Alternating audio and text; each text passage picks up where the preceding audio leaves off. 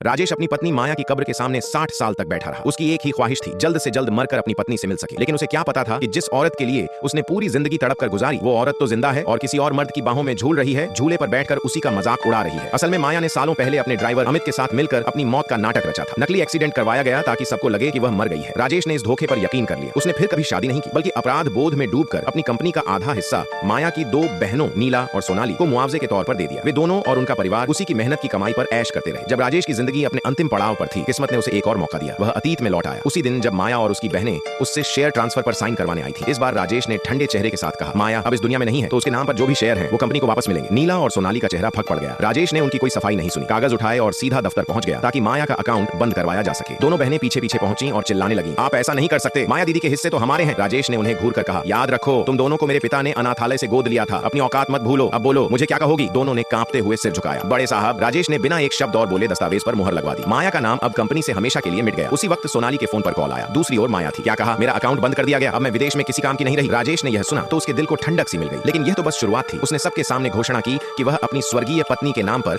एक भव्य विवाह समारोह आयोजित करेगा। नीला और सोनाली हैरान रह गई। माया दीदी के जाते ही आप शादी का तमाशा करने जा रहे हैं? क्या आप चाहते हैं कि वो मरकर भी चैन न पाए? नीला चिल्लाई। राजेश ने उन्हें घूरते हुए कहा, मेरे फैसले पर सवाल उठाने की तुम्हारी औकात नहीं है। दोनों बहनें सोचने लगीं कि शायद राजेश उन्हीं में से किसी से शादी करने की सोच रहा है। वो झल्ला कर बोली, अगर तुम्हें हमसे शादी करनी है तो साफ कह दो। राजेश ने बस हल्की मुस्कान दी और वहां से चला गया। कुछ ही दिनों में उसके पिता ने उसे एक लड़की की तस्वीर दिखाई, काव्या की। उसे देखकर राजेश की आंखें नम हो गईं। यही वो औरत थी जिसने पिछली जिंदगी में उसकी तन्हाई और बीमारी के दिनों में उसका ख्याल रखा था, बिना किसी स्वार्थ के। राजेश ने फैसला किया, इस बार